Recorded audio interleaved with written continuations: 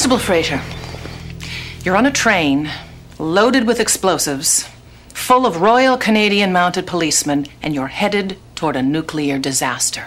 And you avert that disaster. Now, how does that make you feel? Feel? Feel. Fine. Cut. Constable, I'd like you to imagine a spotlight, a big spotlight. 72,000 watts of a spotlight, and it is focused on you. You are the center of a media frenzy which we are trying to capitalize on. Take a look at these people. Constable Fraser. You're already on their television sets and on the covers of their magazines, but they want more. They want your inner soul. So let's think Roseanne.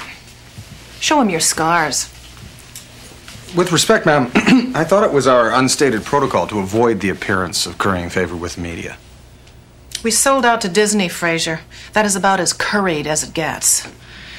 Now, you're going to have to trust me on this. I am an RCMP media relations expert, and I'd like us to focus on the details. I want you to tell us how you got from the horse car to the engine room. I followed Inspector Thatcher up the ladder. We then ran along the top of the train. Inspector Thatcher stopped, turned. We engaged in a conversation that led to us discovering ourselves as... Constable. That was terrific, Constable. Marked improvement. But could I have a quick word with you? Excuse me. Fraser, what would be the word for it? Contact? Contact, yes. That's a good word. Our contact, in my opinion, is not something that is needing to be publicly aired. Since it had no bearing on the outcome of the event, I agree. Furthermore, sir, I followed your instructions and I've tried to erase the contact from my memory. You have? Yes. And have you succeeded?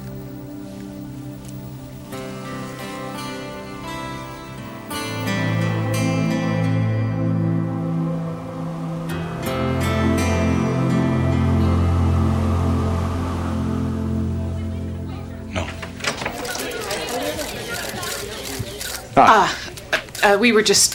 Sorry to interrupt, but I have the coffee, and I also have the Java, and... Holy moly, I've forgotten the sweetener. If you could give me a couple ticks, I'll be right back. Constable, if I could ask you just one question. I'm sorry, I forgot the sweetener. I have no comment. No comment at all. Please, excuse me. Who are you with? Who am I with? I'm with me, Ray Vecchio, the guy who saved Illinois. Who you with? Are you the detective who was on the train? I just wasn't on the train, baby. I stopped the train. Can I please just a few words? Sure. Thank you. Are we rolling? Rolling. I'm standing now with somebody who is actually on the train, Detective Vecchio. Answer me just one question. Go ahead. What's the Mountie like? Detective Vecchio? You're not talking? No. Like, you're really not talking? That's right, Fraser. I'm really not talking. Just so I can be really clear in my own mind, Ray, other than telling me that you're not talking, you are, in fact, not talking. That's about the size of it. I see. Is there something I should know? You should. Well, this thing that I should know, do you think you could perhaps provide me with a hint as to what it might be?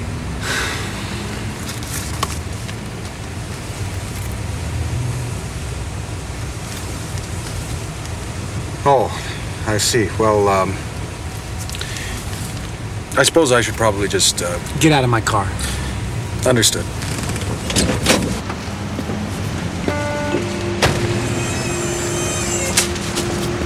Thanks, Ray.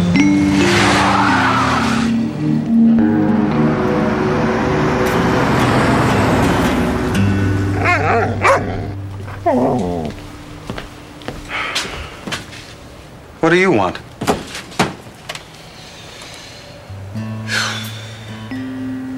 Nothing. Every time I open this box, I'm full of hope, and all I get is a choice between dill pickles and Asiago cheese. like having your knees cut out from underneath you. He's feeling slighted, not without justification. I mean, after all, if you go to extreme lengths and your efforts are ignored, It only makes a guy feel like... do I feel like? Am I angry? Am I depressed? Am I just jealous? I'm talking myself here. This is ridiculous. It's ridiculous. Nevertheless, we really have to try and talk this out. We put that guy behind bars.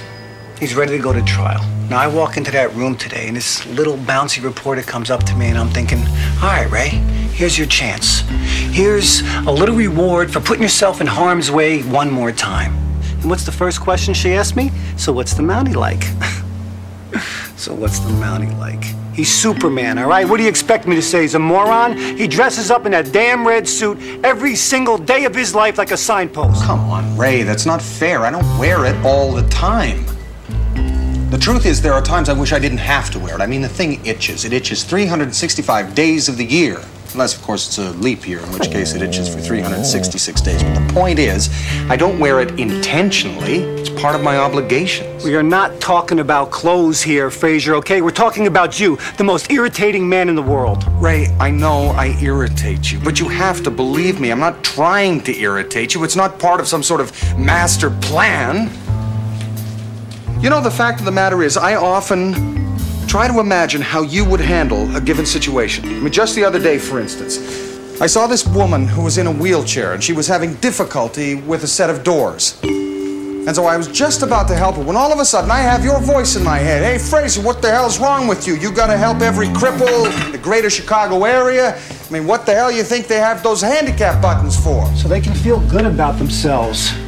So they can do something on their own without some do-gooder's help. But no, what do? You help her through anyway. You wheel her out and you help her into a cab.